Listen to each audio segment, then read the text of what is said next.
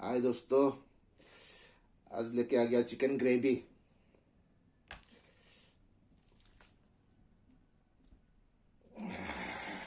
सारे डाल लिया आज।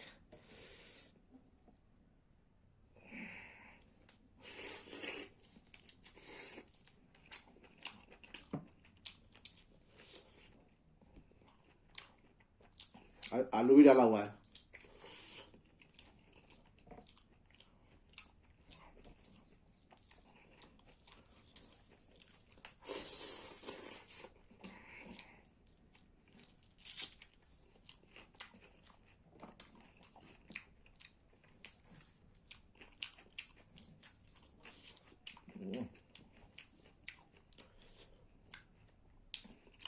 कलेजी।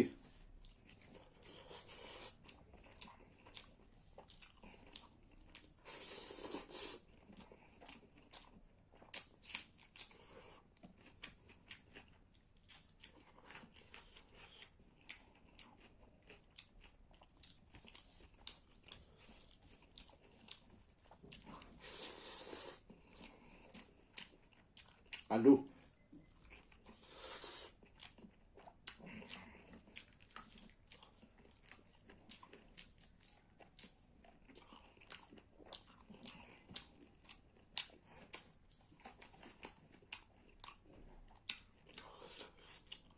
दोस्तों, वीडियो को अच्छा लगा तो लाइक कमेंट शेयर कर दीजिएगा। ओके।